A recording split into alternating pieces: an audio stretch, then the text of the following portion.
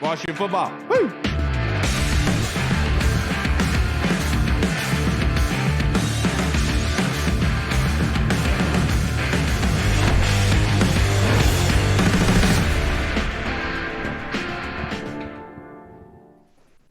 Hello, everybody, and welcome to the Burgundy Zone. I am your host, Kyle, and I'm joined by my co-host, Michael Hall. Reed should be here any minute, but welcome to the Burgundy Zone for this episode of the Strikeout, looking strikeout, you could say. And speaking of that, the Burgundy Zone is a part of the Frederick Podcast Network. You can find out more by going to www.listenfrederick.com. And we are rejoined by a very special guest, funny man that we all are very relative with, Mr. Michael Phillips of 910 The Fan in Richmond. Thank you so much for joining us tonight, Michael. How are you doing on this Misery Monday? All right, here's the problem. I've been on this show a lot. I enjoy your program. I think your program's very nice, but I was on your program a lot for the last few years, and pretty much every time it was a loss, there was sad things. I was laid off at the newspaper. Since that time, I've not been on your program. I would guess every single program you had during that time was a happy program. Dan Snyder is gone. They're looking good in training camp. Eric Bieniemy's here. Sam Howell looks good. They win week 1. They win week 2. I agree to come on your program. I'm excited about the new gig. MP on the mic, 910 The Fan in Richmond, 10 to noon every day on the Odyssey app. And they lost. I don't think it's me, but we can't rule it out at this point. No, it's not you, Michael. It's just the happenstance, I would say. But you need to invite me on after the Chicago Bears game. That's how we can find out for sure. Well, don't jinx our luck yet, Michael. We don't know how that's going to go either. Is this luck or is this a trend? We're going to figure this out. That one. The boys got beat up yesterday. That was an ass whooping. There's no meaning to mince words. 37-3. Honestly, as much as I want to say that was an ass whooping, that was a 16-point game going into the fourth quarter, Michael. So let's try to break down this game in different segments. But as a general overall question, what did we learn yesterday from the loss? Yeah, I'll start with the defense because I think my main takeaway is you're absolutely right. 16 points into the fourth quarter. They held for a while, then they broke. The floodgates were open. I don't hold the 37 against them. The problem was in a big game. I mean, Buffalo could be in the Super Bowl. It's very possible. It's a really good team. Big game like that, you need your best players to make the big plays in the game. And look, you can dispute it if you want. Their best players are the defensive linemen. I mean, those are this team's best players. I didn't think they made a lot of plays yesterday. I didn't think they made Josh Allen uncomfortable. They didn't change the game. They didn't get any takeaways like the way they changed the game against Arizona. And so, look, this loss isn't on them in any way. They played fine. They held them to 16 points over 3 quarters. But you want your superstars to really rise to the occasion in a big game, and I felt like they weren't there. So that was my takeaway on defense. On offense, look, I mean, we were all waiting for this Sam Howell game. I'm sure we'll talk about it more in depth. To me, it's how he reacts, not so much that it happened, because I think we all knew there was going to be a bad Sam Howell game in there. No, 100%. Like you said, we were kind of just waiting for that other shoe, other cleat to drop onto the field. So there it is. It happened on Sunday, but there's been a lot of talk coming in today, this Misery Monday over talk radio amongst X, if Twitter, whatever you want to call it nowadays, about Eric Bieniemy and the pass-heavy offense and how they need to maybe find some balance in the run game. Do you think that they need to add a little bit more running game into the offense, or do you like the approach that they're going with right now as far as I think it's like a 4-to-1, 5-to-1 pass ratio in the first half, kind of passing on first downs? What's your ideas on or thoughts on that? I think even Eric Bieniemy is going to agree he needs to work some more rushing into this offense. I think the issue is I think they only have one running back right now. Like, we haven't seen Chris Rodriguez, but do these guys trust Antonio Gibson? I would suggest they don't, based on how they've used him and how they've immediately yanked him as soon as he fumbles both times. You know, he got a little pass catching attempt there after the fumble yesterday. I worry that if you skew too far to the run, you're going to be asking too much of B-Rob. Not that he can't handle it. He's a great football player, but that's what scares me, is that potential, right, of like overusing him early in the season. Because I love him. I love what he's bringing to the table. But you can only go so far with that. I'd love to see more Curtis Samuel in the run game, getting him in run-like situations. I think he's a really underutilized player so far, which isn't to say he will be forever, but I think maybe that's one potential answer here. Yeah, and then Michael, look, doom and gloom all we want, but we got to look for some bright spots here on the Burgundy Zone. We're not going to look all angry all the time. So, are there any No. bright spots that you saw from yesterday? I know it's going to be hard, but we're there. Yeah, Cameron Cheeseman didn't miss a snap. How about that? There you go. Hey. Congrats to the Chiefs. Perfect day for the long snapper. Look, Sam Howell got beat up and kept coming back every time, and that's what you want from him. And obviously, he was pretty rattled by the end of the game, but he wasn't showing it. He wasn't pitching a fit. I loved the quotes post game out of the locker room. Everybody took it on themselves. The offensive line took it on themselves. Sam Howell took it on himself. Ron Rivera took it on the coaching, and the defense took it on the defense. It doesn't matter if they're right or not. What matters is, there was none of like the Denver stuff coming out. Like you think about like Denver, like Sean Payton, man, he's just heaving people under the bus after every game. Seriously, Michael. He couldn't wait to throw Russell Wilson under that bus, man. Yeah. Seriously. Dude, it is a situation there. There was none of that. They held together. I agree. I am not long-term pessimistic off of this. Yeah, I agree. Saddens me because I've been a AG supporter since the day we drafted him, and it's getting hard. It's getting hard out here for us AG supporters. Yeah, I'm the only one in the club left, like dancing by myself. But. And that being said, last time the AG fumbled this season, that was from somebody that wasn't looking at him. This time, that guy was tackling him head on head when he fumbled that football. Not a good look. Yeah. But I'm sticking with the offense. Coming into the season, I think a lot of people were looking at Jahan Dotson based off of what he did last year coming in and what he did as a rookie to kind of take that next step and become that, I guess, that 1A to Terry on the outside and for the offense, and just hasn't really manifested yet. Do you think that that's more of like a Sam Howell, like there was this connection with him thing, or do you think that's more of like a scheme thing? And do you see Jahan kind of getting back to what he did his rookie year throughout the rest of the season? Yeah, I still love Jahan. I'm still very bullish on him. 7 targets to Cole Turner yesterday, I believe. 6 or 7. I think it was 7. It was 7. He led the team. Yeah, this is an offense that really wants to go through the tight end, and I wondered once Logan Thomas got hurt if that would change. Obviously, it has not. They've just rolled the next man up. I wonder if the number of targets for the tight end is going to eat into – because, look, Terry has to get his. EB understands that. Sam Howell understands that. I'm not saying take targets from Terry and give them to Jahan. Terry needs to eat. He's your best player on the team. I agree with you. The place that's coming from, I think, is going to be those tight end targets. I'm curious if as EB gets more comfortable as the season goes on, if he'll feel more comfortable, say, hey, look, I've called tight end friendly offenses my whole life, my whole career. Maybe I can give some of those targets to Jahan. I'd like to see it. Easy to say from the couch here how he should redistribute his throws. Clearly, he loves the tight end. I wouldn't mind him loving Jahan a little bit more than Cole Turner. I agree with you. My next question for you, we have to talk about the offensive line. 9 sacks on the day yesterday. We could divvy up who's to blame, whatever. I believe this was a total team loss in my personal opinion, Michael. Let's talk about the offensive line. How big of a concern is it for you? A lot of people are highlighting the tackles and blaming them. Andrew Wiley did not have a good game by any stretch, but this was a group effort. No question. I think Sam Howell will probably wear the majority of the sacks with his decision making. I don't think they'll ultimately all go on the offensive line. That said, I was on this program in the offseason, so the offensive line concerns me. I bet you guys conducted programs during training camp where you said, boy, this offensive line is concerning.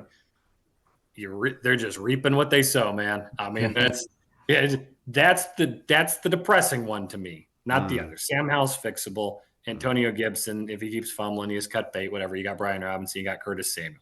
Defense, whatever. Man, you can't fix the offensive line. You cannot fix that midseason. If that goes south, it's really hard not only to win, but to evaluate Sam Howell, to evaluate Eric Bieniemy. That's the one where I'll give you some doom and gloom because that's not fixable immediately. Yeah, because to your point, Michael, it's like the offensive line giving up pressure. Sam then starts getting antsy, but then he gets antsy when he's not supposed to. So it's almost like just a chain effect. Sure. And that's why Coach Rivera likes to say this chicken or the egg thing where, yeah, you want to blame it solely on the offensive line, but there are times where Sam's doing it. And so it's just, butterfly effect. Oh, no question. Hey, look, look, Sam will wear that he needs to get the ball out a lot quicker, but is it good for anybody if the whole offense is predicated around 3 steps and throw for Sam Howell every time? That's not good for his development. It might be good for his pain level on Monday, but it's going to be tough to develop him, going to be tough to get those long shots if you keep doing that. Yeah, he definitely needs to like learn to slide or use the sidelines and the out of bounds to kind of be his friend, because he's definitely taking some shots, especially like once he gets outside the pocket. But going back to the defense, I know they did hold him to 16 points through 3 quarters, but the first half I think they gave up like 200 yards of offense. A lot of some of that came from Josh Allen scrambling outside the pocket, which that's what he does. That's why he's so great. But you look down the road and throughout the rest of the season, and looking back on this defense since Del Rio and Rivera have been here, you got Jalen Hurts coming up this Sunday. Then you got Justin Fields, and you got Desmond Ritter. Then you got, I think, Daniel Jones coming down the pipeline as well. Is there a mobile quarterback problem with this defense, or is this kind of just Josh Allen a one-off doing Josh Allen things? Boy, that's another one you're curious to see, right? Yep. Daniel Jones, man, he gives one franchise nightmare. Everybody else sleeps peacefully all night. After that contract, Michael, it might become 2. Fair enough. That's good. I like that. Hey, look, Justin Fields, he's going to be looking to get right on Thursday night. Obviously, Jalen Hurts on Sunday. You mentioned it. They're on tap. They're ready to go. That's where I circle back on what I said at the beginning. I want my stars to make plays in big games and against good players. And it didn't happen yesterday. I don't think that means it's not going to happen. But they have some work to do. They got to get back to the drawing board themselves. Because the defensive line did not cost them the game. Nobody's going to suggest that. That's ridiculous. But this is a defensive line that you really want to win games, that you want them to take over games and win the games. And they didn't do that yesterday. They were just fine. And it's hard to justify $30 million a year for fine. Yeah, every other team can be fine, but when you have those first-round picks up there, the expectations are going to increase, obviously, and that's what we're all used to and accustomed to, Michael. Now, to wrap this up, I only have a couple more questions for you, but let's do a blame pie, and not typically like putting on anybody on the team or anything, but let's just say if we had to put it up to execution, planning, and then lastly, pure skill, meaning just pure talent. How would you say that game yesterday? Who would get the majority of that pie slice? I like this. This is a disgusting pie. It's a good blame pie. It doesn't taste good at all. Look, the planning is part of it. They came out too pass happy. They didn't adjust quickly enough. This was Eric Bieniemy's worst game with the Commanders, and that's okay. He'll adjust from that. Defensively, they probably didn't hit their marks the way they would have planned on. Skill is a big part of it. I just think there are a handful of teams that are really, really good in the NFL. Buffalo's one of them. They could be in the Super Bowl. They were more talented than the Commanders. It doesn't mean you can't win. It's football. These guys beat the undefeated Steelers, beat the undefeated Eagles. We've seen the less talented team win, but it's hard. It's hard to do, and they didn't come ready. So, the execution, I think, is probably Howell's department there, where the plays are drawn up, and Nikki Javala tweeted a few of the videos this morning where oh man, that dude was open. How could you not? Dotson's one of those guys that was open. That one was killer, man. What was he? I forget who it was. Somebody was it? Like one of the Jets quarterbacks. So he was seeing ghosts. Darnold, yeah, Darnold. Sam Darnold. I was seeing ghosts back there, man. Sam Howell's seeing ghosts. So the execution's him, the planning's Bieniemy, and the talent's probably the offensive line. You got to bake all three of those ingredients in. I agree with you there. Next question I have for you. Rivera had an interesting comment in his presser today saying that Josh Allen had gotten to the heads of the defensive line. Is that sentence concerning for you? No, just because of the score of the game, right?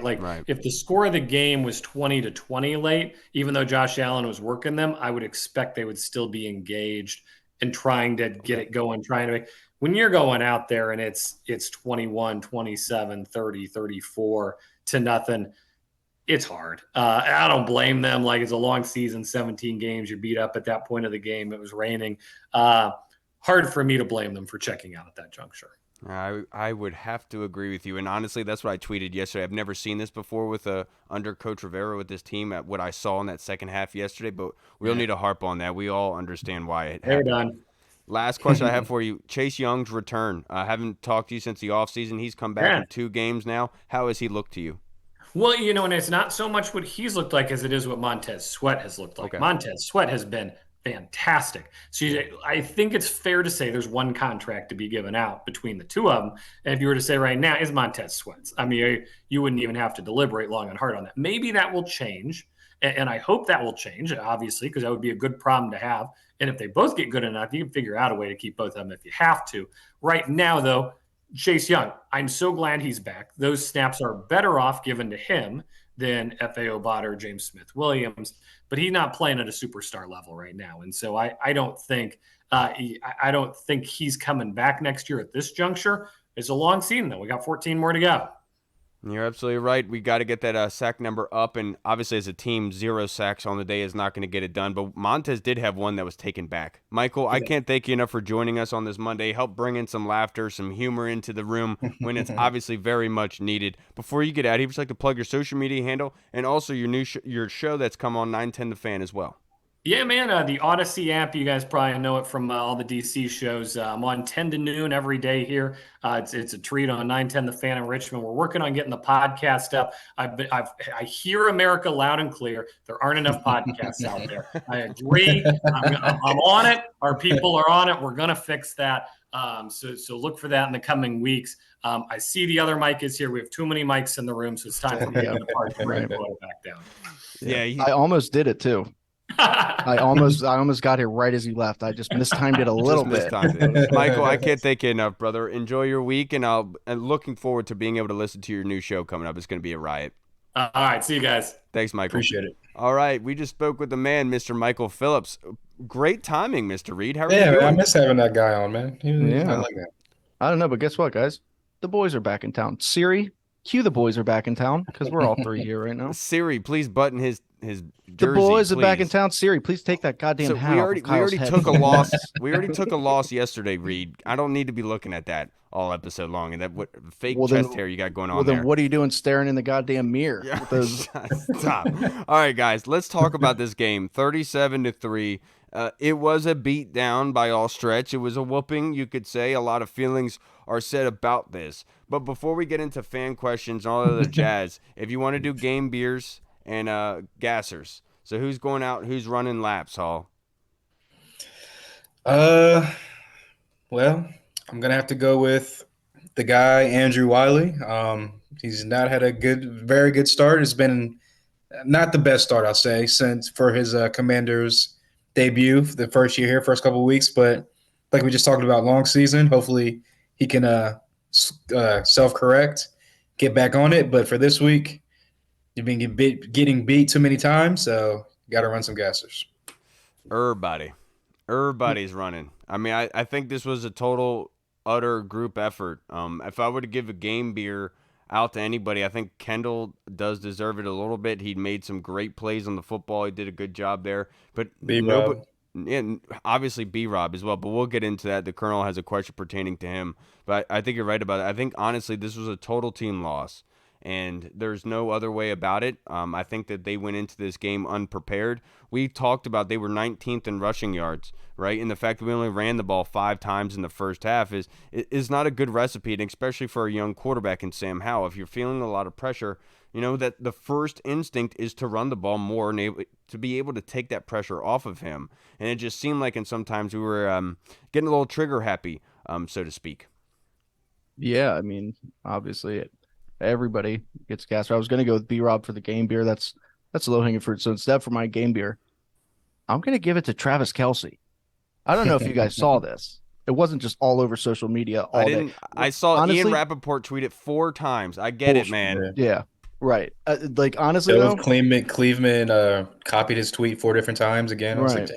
Honestly, though, it's kind of cool though. Like, that happened at the perfect time because we didn't have to just see a bunch of depressing Commanders posts because everything was just Taylor Swift, Travis Kelce, Taylor Swift, Travis Kelce. So I was like, there you go.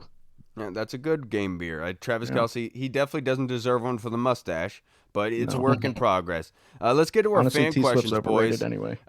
We have this therapy session together, so let's call this Commander's Therapy. You take command of therapy, and here we are. Let's do fan questions. This one's from the Colonel Reed. Hindsight is 2020, but how in the hell did we pick the Buffalo game for the Legends? We should have picked the Bears. Not sure how much thought went into that decision. Yeah. You definitely don't want to get blown out in front of your legends, but hey, I mean, maybe it had something to do with us having a lot of players that beat them in the Super Bowl. They're one of the teams we beat in the Super Bowl. A little nugget from my dad. We play all three teams that we've beaten in the Super Bowl this season, which I thought was fairly interesting. The Dolphins, the Broncos, and the Bills. But yeah, there was kind of got to think that one through. I mean, don't do that. I'm not really sure. I guess what they wanted is to do warm weather, warmer. Like I think last time, like we had it more in cold weather, and it was kind of just like a bad. I think Joe Gibbs couldn't come, if I can't remember correctly. But it's just one of those things that damn if you do, damn if you don't. Doesn't matter what you do, you're gonna get screwed over. But the next question, Hall from the Colonel. He said, "My head is still spinning from that ass whooping. One thing I do recall is Brian Robinson being a highlight. Please comment on how he fared against Buffalo's brutal line." Yeah, I think he went like 10 for 70, 9 for 70, somewhere around there. 10 for 70, 7.0 average. Yep, 7 yard per carry average, which you will take out of your running back 5, 6, 7 times out of the week, days out of the week. So he definitely looks a lot more explosive than he did from last year, obviously, because he got shot and was coming back from that last year. But he definitely looks like he can be the bell cow, the first and the second down back. I like how they got him involved in the screen game going back to last week versus Denver, because it shows that he can be involved in the passing game, which they were showing that during training camp as well, that he's going to be involved in the passing game. So I think that especially with Gibson getting back to the fumbling problem possibly again, they're going to need B-Rob to step up in the passing game and the screen game as well. So, I just like what he's done so far and what he's been doing. And if I had to critique one thing about him, he's got to get better in pass blocking, because there's been a lot of times where he's gone to pass block an extra rusher or someone coming off the edge, and he's either chipped him and made him, which you can't really help that sometimes, but he's chipped him and kind of pushed him off the lineman, or he's kind of just whiffed, which led to the red zone mishap yesterday. So, but overall, I love what B-Rob's doing, and he's only going to get better. So I like what he's done so far. It's crazy too, because like the pass blocking thing, I've noticed that too, and that's really just like a this season thing. Remember coming out, he was one of the best pass blockers in that draft last year. He was good. This season is just like B-Rob, come on. But you can't say anything bad about him. He's the only person who did anything. Well, this is his first offseason. He's coming out to being able to use his legs, obviously. So, obviously, maybe that's something that he's really paying attention to. I'm just saying, man, it's reality. You know what I'm saying? Come on. With Brian Robinson, he ran the ball very well. He was able, that shoestring tackles he was able to run through. He was a bright spot for this football team yesterday. And obviously, he's got things that he has to work on. Like Hall said, the pass blocking. That's why I'm saying every single person on this team, everybody who rocks that W on the sideline, up in the booth, in the box, doesn't matter. Everyone needs to be better, to be perfectly honest with you in that sense, because that was not a good performance. But Brian Robinson did what you want him to do out of that running back position. He was able to supply us with longer drives, but it seemed like we got trigger happy. And that one red zone interception by Sam Howell, Brian Robinson runs a 2-yard gain, but he had a huge run, or Antonio Gibson had a screen play off of that, got us down there. And then we went to throwing the football, and that's when Sam Howell threw the ball to the defender in the end zone.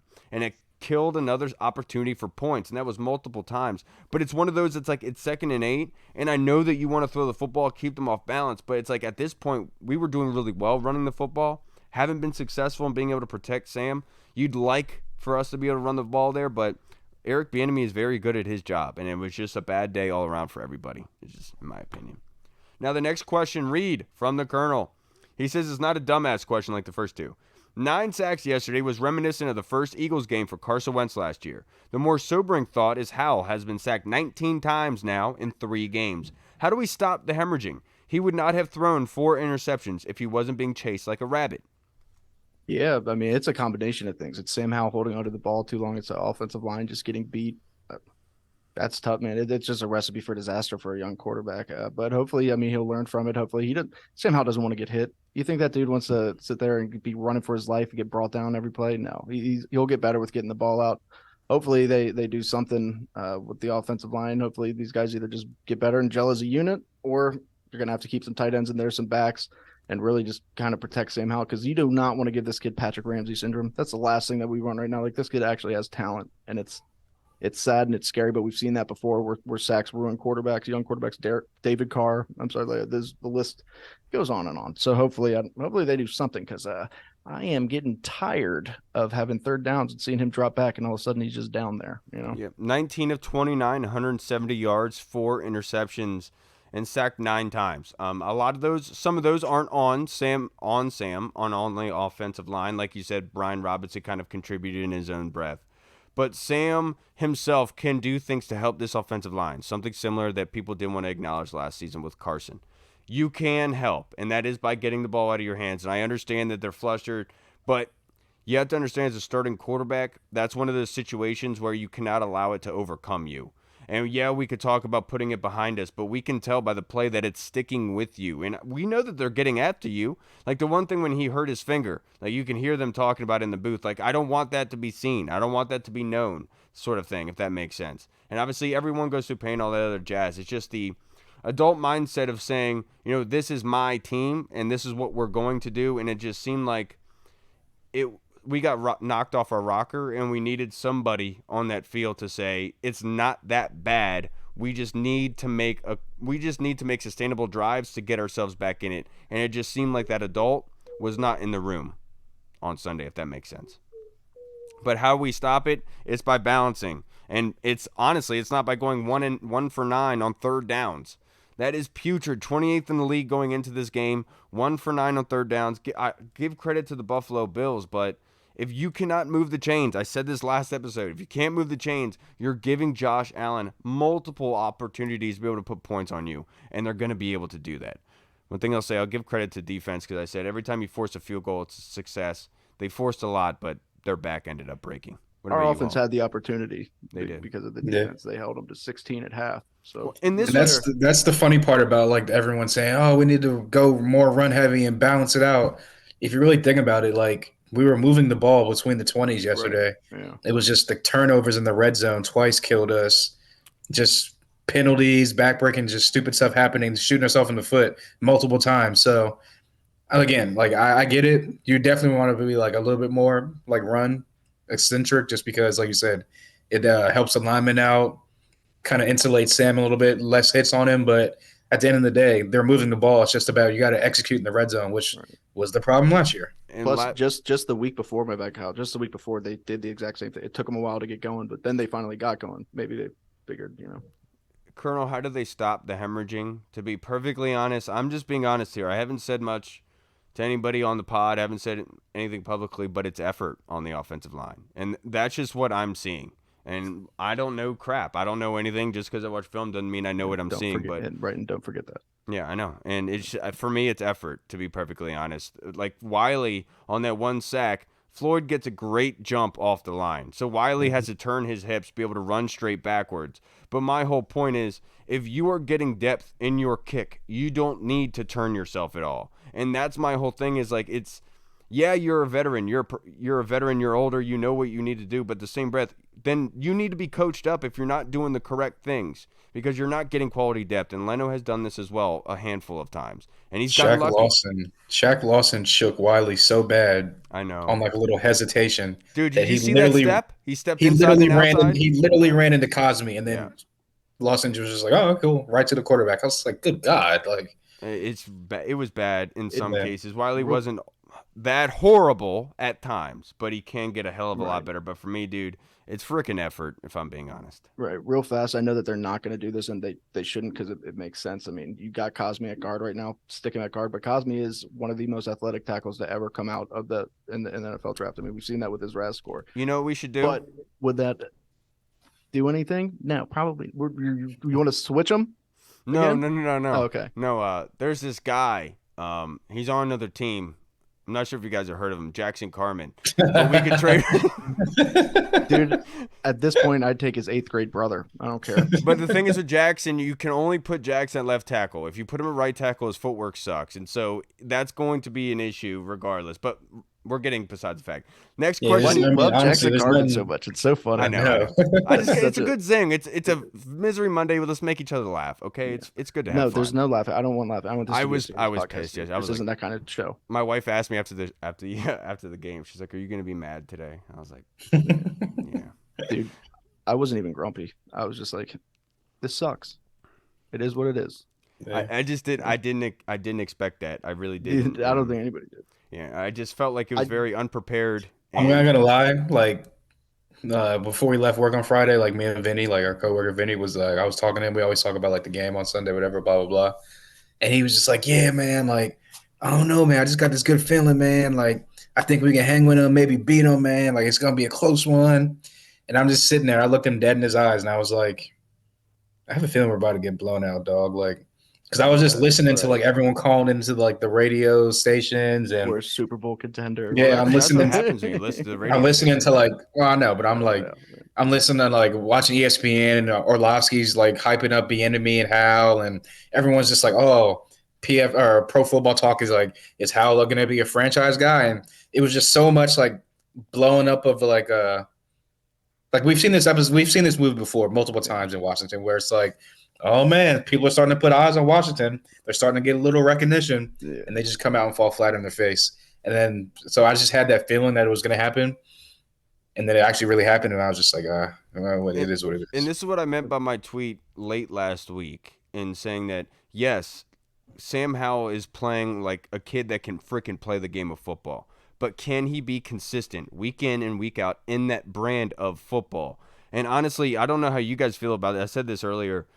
Like it felt like week 2 against the Broncos, we got the junior year at North Carolina Sam Howell, or sophomore year, where he was sitting in the pocket, throwing that deep ball perfectly, seeing the field really well, getting the ball out to his playmakers. But then this past game yesterday against the Bills, it almost seemed like the junior year Sam Howell, where everything was on his shoulders. He was running for dear life, escaping clean pockets, seeing ghosts, and throwing a lot of interceptions. And honestly, then you see the Dolphins put 70 up on the Broncos, and you're like, huh? Well, are they really that good of a defense? Because but that's the other thing, though. At least we didn't lose by 50. I'm so happy he got smashed again. By the way, and also, I mean, at least we're not the Cowboys. You know, the tanking Arizona Cardinals. I knew they were going to get one here soon. I'm pumped it was against. I told you guys. I felt like he was that they were almost on par with like the Lions from a couple of seasons ago, where they were losing close games, but they were hard out. And Luke, I think Josh Dobbs is earning a lot. He's earned my respect. He earned my respect after week 1, after only being there a week and a half and kind of doing what he did. Yeah, he played awesome. I'm really impressed with Joshua Dobbs, dude. Yeah, he did that with Tennessee last year. Also, he got there like the week of the game because everyone was injured and they didn't want to play Malik Willis because he was like literally that bad. So they're like, all right, Josh Dobbs, come in on a Monday and start on Thursday. And he had the Saints against the ropes, but eventually, the Saints won it. But yeah. It's also funny that they're like, well, maybe Josh Dobbs should start, and then the quarterback's coach was like, well, maybe he should grow some eyebrows. I don't know. The front office soon is going to be like, hey, so you should play that rookie. Not funny, Reed. Yes, it is. Are you kidding me? It's so funny. It's one of the funniest things to happen, dude. It's so funny that Chris Rock got smacked. The next question is from the Silent Killer on Twitter. Appreciate you, brother, in DM. He said, I saw comments from Bills players that sounded like they already had a game plan on how to shut down Sam. How do we avoid this being a roadmap for other teams to beat us and make our offense obsolete? I said it from the get-go. I was not going to get fully behind Sam Howell until I saw at least 4 games out of him, because they always say it always takes 3 to 4 games for defensive coordinators to learn your tendencies and for them to take away what you do best. And the Bills came out and said what he does not the best is what he does best is he likes to get to his progressions quick, get the ball out of his hands quickly, get it into playmakers, and then let them do their thing. And he likes to go through his progressions quick, like I said, and work it that way. And all they did was sit down in zone, kind of muck up his passing lanes, get in his face, cause him confusion. And they showed why he was the most sacked quarterback coming out of college the year that he did. So, again, I think one of the players even said, he's young, he'll correct it, he'll be good. So I do believe that. But at the same time, like I said, we all kind of we were talking about Michael Phillips. We all kind of knew that eventually there was going to be one of those he looks like a really, really young quarterback games. It just sucked that it happened to be yesterday coming off of the game that he had against the Broncos. But again, like I said, this is his 4th game, 4th start. I'm not going to say like defensive coordinators are getting an eye on what he does and like how to beat him, but this is a copycat league. So if they see what the Bills are doing, you don't think Philadelphia is like, oh, if we just rush 4, drop 7, can cause a little bit of confusion. How's he going to react? So we'll see. But I do like that they keep saying he's a self-corrector and he's going to bounce back. I do believe he'll bounce back. So we'll see on Sunday how he responds. Yeah, Coach Rivera was absolutely right. It's not about you get knocked down; it's how you get up and respond to it. Coach Belichick and Andy Reid have great records after losses, and that's They something don't that lose you back to back. yeah, that's something that you have to kind of push into the minds of the guys here. To be honest, I saw the Bills come in with a great game plan that they planned for and they executed very well. They knew exactly what to do. They knew that he liked to sit a long time on his first read, and if you were able to cause disruption, if you didn't see that, he'd dip out of the pocket, which is what I saw coming into that draft, which is why I put around a third-round grade on him. I didn't think that he was going to be a first-rounder, but this can be corrected. It's not the worst thing in the world. If you have Tom Brady, prime Tom Brady, if you sack Tom Brady 9 times, he's going to have a game like this. I promise you. If he's under that much pressure, he is. That being said, Tom would be able to get the ball out to the outlet. He'd be able to move in the pocket. He wouldn't run into some of those situations. So it's the chicken or the egg sort of thing, but both sides have to help each other out a little bit here. It's funny that you say Tom Brady because Tom Brady had a very similar game to this. I think it was his third or fourth game starting too, where he threw 4 picks or something. He was sacked a bunch of times. He just looked lost, and he ended up being Tom Brady. Sam Howell's basically Tom Brady. Yeah, obviously. Yes. But also, let's not forget, it's not like the Bills are like just some run-of-the-mill team. They're a Super Bowl contender. They have been every year for the last few years. Like, they're a very good team. Eventually, they were going to get right. I was giving guff last week when I gave us 100% chance to win. It's the Bills. And obviously, I thought maybe Josh Allen scrambling around, maybe we could get a turnover of that because our D-line had been playing so good. So I'm sorry for putting that out there on us. That was if you so were to frustrating. Oh no, so we have fan questions, and I'm gonna get to it because I remember somebody had asked it. This one's from Scott Hartley in the UK. Oh, thank you, Scott. The 4 interceptions from Sam. Is it growing pains and one of those things, or is it a genuine concern, Reed? I mean, we don't really. It's still too early to tell what it is. I mean, so far, we saw him make that one terrible throw against Dallas in the end zone that got picked off. But really, other than that, he hasn't really thrown that many balls that you're like, oh, yeah, that's picked. But, so hopefully, but then this game, I mean, there's 4 interceptions. So it's tough to tell, but it's still too early to tell. The jury is still out. But I like to think that Sam can bounce back and that this is going to be a huge learning block for him. But I have to remain optimistic. Otherwise, what am I going to do? It's a genuine concern with the 4 interceptions and the fumble. It's a genuine concern because that cannot be something that is consistent. Week 1, we kind of saw that first half was similar to this, right? In a similar sense. But then they came back, they roared back. Denver was almost like the second half of week 1 with Arizona. So what is the consistency here? And that's going to be, and that's why I've said, if you're going to sit there and tell me that week 1 was okay for Sam Howell and this offense to play like for the rest of the season, then I'll call you full of crap for thinking that this team can make the playoffs. The way this offense was coordinating themselves in that first half, that first game, and this last game is unacceptable. And I'm sure Eric Bieniemy is hitting them in the head on it as well. But it is a genuine concern when you're throwing the football over that much because you don't want that to become a comfort zone to the point where if you make a bad decision, then you're like, oh, am I going back to that comfort zone of the 4 interceptions, which is only going to snowball effect into more issues. Want to get over it, get over the hump, and being able to be smart with the football, Sam. That Espinoza interception was stupid. Pump fake it. Run around him, dude. As soon as he gets off the ground, pump it, he jumps, get around. How hard I saw like what he saw because he's like, oh, I got Dotson open and I can just kind of flip it over. But it's Espinoza, dude. But exactly. But my first thought was, like you said, I was like, why would you not just pump fake it?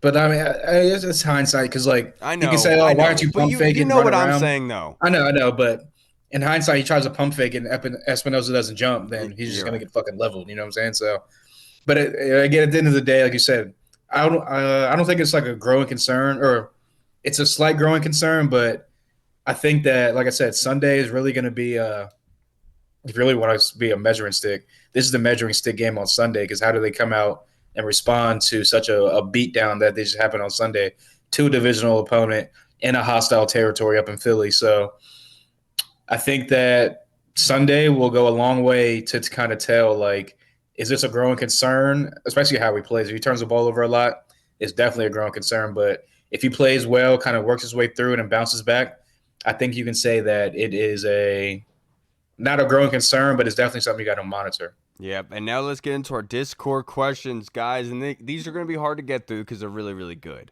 Reed, this question from Scott Hartley. I think he wanted to ask us one on X and one on Discord. Oi! Thank you, Scott, in It's the UK. Twitter, dude. Don't call it X. Which person or positional unit are you most disappointed in from yesterday, and how does it improve? I mean, you kind of almost have to go with the D-line, just like with how dominant they had been the first 2 weeks. And they'll be fine. That happens. Defensive linemen, players, they don't get sacks every game. Like, that just doesn't happen all the time. Like, they're not just constantly getting sacks like every week. 1.5 sacks for Montez, 1.5 for like, that's just not going to happen. But you did expect a lot more. And like I said, I know that the defense played very well. It's just my expectations are so high for them because they're so talented and they're so good and they played so well through the first 2 weeks. So that's where I would say probably for me the biggest disappointment is they didn't really have an effect on that game too much. I agree with you in the D-line, and specifically because we talked about it on Thursday, Hall, about those organized rushing lanes. And as soon as they started out that game, they ruined that plan immediately. Yeah. And hearing Ron Rivera say it got into their head pisses me off. I know. How can Sometimes you let Ron that just affect you? Talk. No, I like his honesty because he's being real. Like, so do I, but it's just like, because he sees it out of his D line. He sees that they're not doing what they should be doing. But essentially, it's like, guys, when are you going to learn that the way that you're doing this is not the correct way? And the weirdest part about it all is that the 5-man front was barely used. And the 5-man front would have really helped in the run game that they had with James Cook that was able to eat up yards on us. But overall, dude, I think it's everybody. Because the defense allowing 9 of 15 for the Buffalo Bills on third down. They were top 10 heading into this game. We were number 1 in the league last year on third down. Unacceptable to allow over 50% on third down. And then vice versa on offense. 1 for 9 on third down. 0 for 2 in the red zone. 5 turnovers. 9 sacks. Unacceptable. It's everybody. It's everybody, to be honest. The title of this episode is going to be The Big Disappointment. And that's what my dad calls me. I know. And that's why I didn't want to put it in there. It's just that really pissed me off yesterday. But look, credit to the Bills, man. I talked crap about Bean, called him Bitter Beans because of the J.D. McKissick thing a while ago. Man, did he get one on me this time? He did. He was thinking that too. He was like, Kyle from I'm dropping. I'm just thinking in my head, like, I should have talked crap about Bitter Beans now. Now I feel like an idiot because I remember watching that podcast. I'm going to screw that guy over with the W. You know what I mean? Shut up. Yeah. That little cute twink that's over there. Now, this next question from Tim Towner. What does Ron Rivera really mean when he says this game is a measuring stick, Hall? Like I just said, I think going into it, they were going to try to like put it as a measuring stick because obviously this is one of like the top teams in the AFC. They're a Super Bowl contender. They're a playoff team year in and year out. And if you really think about it, this is what they kind of aspired to be when they assembled this whole unit here and this whole coaching staff and whatever in Washington, because Brandon Beane, Sean McDermott, all those guys, a lot of people in Buffalo came from Carolina working with Rivera, and you see what they've built up there as far as like a consistent winner, great organization, great culture and whatnot. So I think that's what he meant as a measuring stick. Like how do we look overall compared to them from top to bottom? But like I said, I don't think that game was a measuring stick. I think it's now been kind of, if you want to like say the goalpost has been moved. I think this upcoming Sunday against Philly, divisional opponent, like I said, hostile territory, Sam Howell's second road game of his career, first or second against a legit like divisional opponent, one of the top tier teams in the NFC that you're gonna have to go through to get to the Super Bowl or even into the playoffs. I think this is the new measuring stick because you just got your ass whooped by the Bills. How are you going to respond? Are you going to come out? Is it going to be a repeat next week, or are you going to bounce back and show that what we showed this past Sunday is not who we are, and who we've been the first couple of weeks is exactly who we are? Yeah, like I said on Twitter today, look, that was an ass whooping. No mincing the words. You just got to pick yourself up, wipe the blood off, and move on. Last thing you want to do is allow this to continue over to multiple weeks. Get that game away from you, man. Just move on. That's the cool thing. Ignorance is bliss, right? That's the old saying. Just be in the clouds, man. Like, oh, Yeah. we're 2-0. Let's go. Hey, I'll tell you, someone that lives in the clouds a lot, it's a good place to be. Yes, it is. Don't get too cocky because you get punched in the mouth. Hey, look, and Tim, that's what happened. Tim, we all know what Ron Rivera meant by this is a measuring stick game. We all know what it meant when he said that because he wanted to see how this team was going to be able to respond and go against one of the best. And they fell flat on their face, and that's the unfortunate. Came up a little bit short. But if you really think about it also, though, I will say this. With 4 turnovers against one of the AFC's best, one of the best in the NFL. It was still 16-0 in that fourth quarter. And look, as much as a crappy score that is, you should never be okay with being down by 16 points. But considering the situation, what is going on, the fact that it was still 16 and there was a chance to still score 2 touchdowns before that interception happened. Then the wheels came off. Yeah. So one thing I don't like though is if you really look back to I think last year, I forget who they played, and even 2021. Every single time they're like, oh, this is a measuring stick game. We want to see how we compare to this team because they're a top dog and blah, blah, blah. Somehow, some way, we don't get up for that game. I don't know if it's the pressure that Rivera's this is a measuring stick. We got to see how we measure up to this team or what. But we legitly just get road stomped, mud stomped every single time he said, this is a measuring stick game. So let's not have any more measuring stick games. Right. Yeah, it is. Yeah, it's when you don't expect us to do something like last year against the Eagles. That's when we start doing stuff. That's why tonight's kind of tough because it's almost like, do you want the Eagles to win and get kind of rolling again, or do you want them to lose and they have something to prove going out next week as well? Because they're obviously talented as hell. So that's scary. So I kind of hope that they just kind of sneak on by and barely win. Yeah. And this next question from Tim Towner, Reed, are you a glass half full or glass half empty? Come on, man. I guess for Reed, you should say, is his stomach half full or half empty? I'm not that fat. I'm not that fat. Oh, Kyle, come on. We're past that. Come on. It's 2023, dude. Grow up. Be an ally. I'm a glass half full kind of guy when it comes to the Commanders, but I'm only 5-6 days a week, on game day. I'm so ready. I'm about to break. That right thing you say? You're like, I'm going, dude. I'm Fred Durst break stuff, waking up. That's Lincoln Park, dude. Oh. Come on, Kyle. I'm in the clouds with Hall. Talking about Leave me alone. Being gay. I know. I butchered that. Yeah, but no, I'm a glass half full kind of guy. This happened early enough in the season that let's get that one out of the way. Let's realize what can happen when you don't do your jobs, and let's do our jobs that we're paid, a lot of money to do. I'm the glass half full. We got to take a step back. We got to take a deep breath. The reason why we're all flipping out after this kind of loss, because we're not used to being 2-1. We're in this scenario, we're 1-2, we're 0-3, and we're like, the sky is falling. We don't know what's going on. We're 2-1. Take a deep breath. Chicken littles. And this is kind of the thing that, that Aaron Rodgers said to Green Bay a couple years back after they lost the first couple games. Relax. Calm down. Everything's going to be okay. You got to look at the grand scheme. And obviously, this is not something that could be consistent, but we do have to take a deep breath and realize that we're 2-1.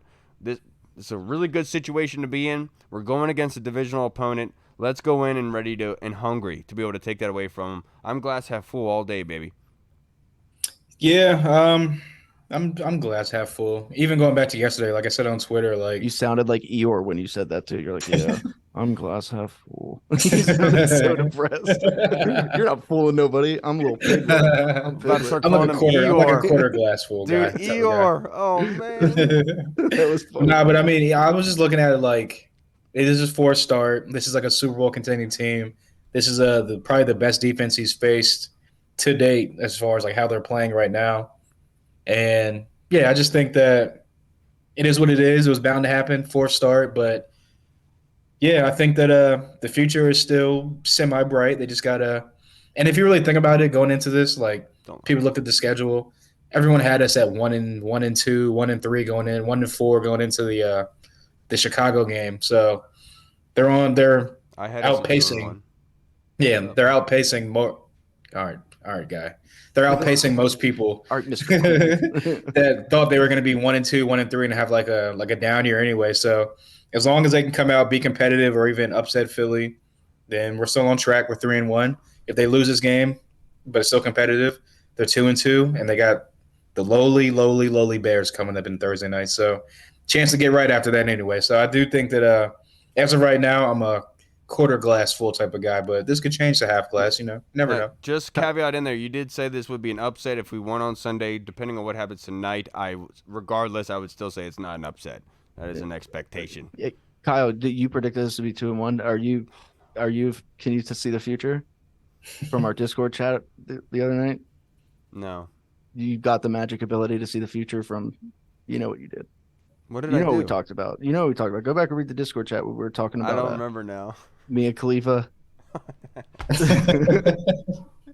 Don't do that, man. Don't do that. You laid the foundation. This next question, Discord chat server from Yam Sensei read, how do they fix the O-line?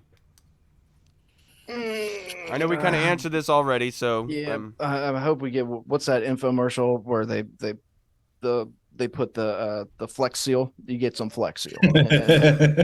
He slaps it on the boat. Yeah. Stop them goddamn leaks, dude. No, honestly, how do we fix the O-line? We go get that guy who was slamming the in the bleachers that was smacking that sign. Yeah, that guy's cool. Dude, that guy would smack the hell out of Aaron Donald if he came across the middle. Straight Donkey Kong smacks. Could you imagine what it would be like? I've always wondered Aaron who Donald? that guy is. 'Cause I always hear him at the game. Whenever we're at the game, you can always hear somebody banging. I'm like, where is that coming from? It's that guy. It's that guy. I just figured they pump bangs in. Reed must know him.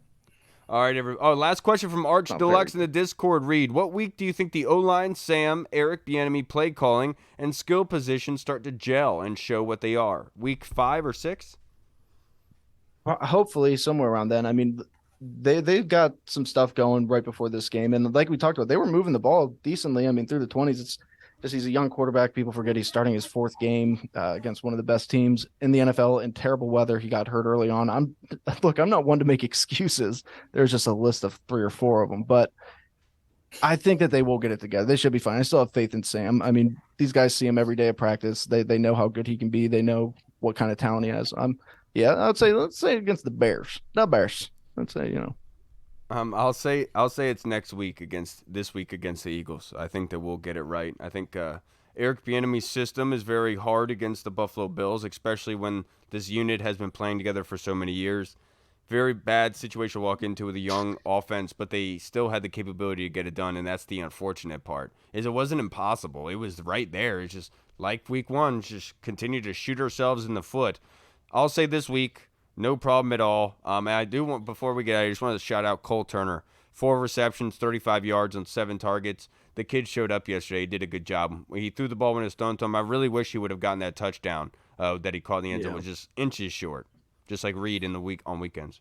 Okay, what is going on here? What is this? Come on. I'll say they did show. They showed what they could be, and against Denver after that first quarter and a half. From the quarter and a half, like halfway through the second quarter, up until the end of the game, they showed questioning that Hall after what Miami did to him. No, but I'm just saying, they did show that they can put points on the board, and when the line blocks, and whenever Sam's right going through his progressions and he has time to get the ball out, they showed that they can put points on the board. They show they can be creative with the screen game, and the line showed that they actually blocked people. So I know Miami put 70 points on them, but I mean, let's be honest. Miami's it's like straight track stars. They're going to probably put 30 plus on a lot of people. Did you see that stat of the 5 fastest ball carriers so far this season? All 5 of them were Dolphins. Yeah, that's crazy. So I think they have shown it, and hopefully they come out on this Sunday and show it against Philly, because God knows they come out and do that against Philly this Sunday. There's going to be a whole lot of doom and gloom come next Monday. Yeah, when we play the Dolphins, I might have to show up in the Bane outfit, man. Yeah, well, no, don't worry. Tua's going to be injured long before then. Tua's going to get. Don't say that. He's my fantasy quarterback, man. Don't say that. That sucks. That sucks. Yeah, no, Tua's 100% going to get another concussion, dude. Be real. All right, everybody. That's going to wrap us up for this episode. Thank you for coming in here. Tua concussions. And going through this therapy session with us as we got past this game. Last night, I was very pissed. I was just like you guys. I rewatched the game earlier today, And I feel much better than I did yesterday, just given the fact of the circumstances permitting. Know that life goes on, and you're still 2-1. You're still playing with house money. You know, we're not 0-3. We're not 1-2. We're 2-1. And yes, we have a big opportunity this weekend. We don't want to fall to 2-2. But fact is, just live where your feet are, like Coach Rivera says. And we're 2-1. Enjoy this moment heading into a divisional matchup because we can beat them. And we didn't even use all of our assets this past weekend. So we're going in healthy. That's a great thing to have because it's not something we're used to. Be appreciative for the and blessings that we are in. We have a big opportunity this weekend and can't wait for You it. just jinxed us. No, I didn't. You did it. You said we're healthy. Oh, This no. is the week it comes off now. Kyle. No, the fact It's you already brought written. it up It is is already the jinx. written. All right, everybody. That's going to wrap us up for this episode. Thank you so much for watching. I really do appreciate you guys. I'm Kyle. Ski. Yeah, Kyle, we know you appreciate it, guys. I'm St. Logie's Pulses the third. St. St. Logie's Logan. Policy's the third. Yeah. All right, everybody. We will see you again on Thursday. Enjoy the game tonight. Try to enjoy the week. Get through it. We're still here with you. We'll see you again on Thursday, everybody. Washington football. Woo! Hey, what's up, everybody? It's Kyle. I just wanted to say thank you so much for watching. And if you liked what you saw, make sure you hit the subscribe button and the notification bell. That way you get notified when anything new is uploaded to the channel.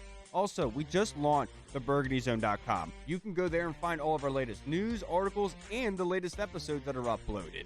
Again, we also have the Discord chat server, where all of our VIP folks are in, like Andy Burrows, Scott Hartley, Sergio Martin is in there as well. Don't miss out on the Discord chat server. Go and check that out. Until next time, everybody, Washington football. Woo!